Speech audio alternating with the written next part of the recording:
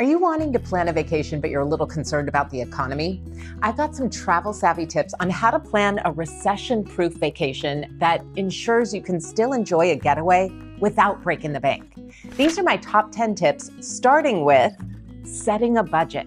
This is an important step that a lot of people are really tempted to skip when they're vacation planning, but I'm telling you, the key to traveling on or under budget is to create a budget, to know what you have to spend before you start spending it. Determine right out of the gate how much money you have to spend on this trip. Check out my video on creating a vacation budget for a detailed look at how to put your budget together. Now, your big ticket items to budget for are accommodations, transportation, meals, and activities. And I've got tips for saving in all of those categories. Speaking of saving, my second tip is to save in advance. Have a special vacation savings account just for this trip and set aside whatever you can each month. I like to take my budget that I created, divide it by the number of months I have until my vacation, and set that amount on auto transfer to an account where I cannot see the balance, so I'm not tempted to spend it. This way, your savings will grow and your credit card bills after your vacation won't. Step 3, be flexible with your dates if this is at all possible. I know if you're traveling with kids, you might be working around school schedules, but the best time to travel is off-peak seasons. Traveling off-peak can save you on everything from flights to food and save you a lot of money. I used to live in Lake Tahoe where people wanted to go for summer vacation to play in the lake, or they wanted to go in the winter to ski or snowboard. But the shoulder seasons, which include spring break and Thanksgiving, are two of my favorite times of year to be there. You usually can't ski and the lake water is freezing cold, but there are plenty of other things to do, like hiking, which falls under my next step. Focus on free activities. The easiest thing to do is Google it or ask ChatGPT for the best free things to do wherever it is you're going, and you'll get a lot of ideas. A lot of cities have free walking tours, free museum days. Beaches and trails are usually free. There's a lot you can do in another town that doesn't involve spending money. Tip number 5, let's talk destination. If you're concerned about the economy, you may want to look at some less touristy towns.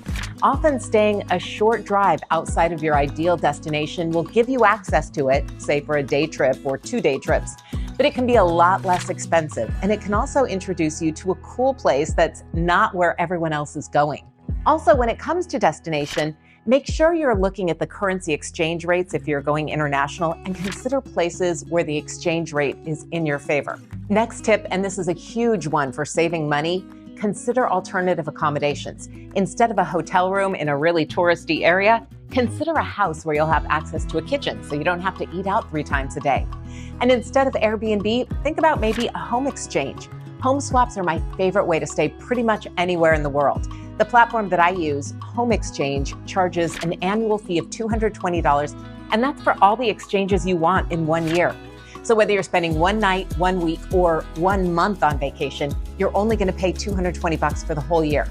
If you're interested in learning more about Home Exchange, check out the link in the show notes and check out my video on how to home exchange.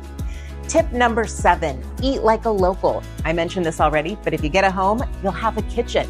I love going to a grocery store in another town, and I think it's even more fun in another country where they have products that you may not have ever even heard of. You can save a lot of money just by making breakfast every morning before you head out and packing some of your own snacks or even a picnic. Also, look for local markets for street food or neighborhood restaurants.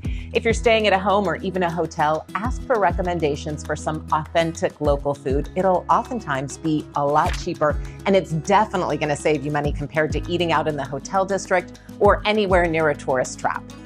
Tip number 8, travel insurance. This is a tough one. It can be really hard to spend extra money on travel insurance when you're already spending a lot and you're trying to save. But there are times when it can really save you. We had a huge trip to Croatia and Italy planned in April of 2020. You may recall that the world pretty much shut down around that time. And if we wouldn't have purchased the travel insurance, we would have lost the expensive flights that we had already purchased. If you're spending a lot of money on a trip, consider spending just a little bit more on insurance, especially a policy that will cover natural disasters, medical emergencies, and other types of cancellations. My last tip for you, if you have any points that you saved from your credit cards or any loyalty programs where you've racked up miles, a recession is a really great time to spend them, and that can really help you save on things like flights, hotels, rental cars.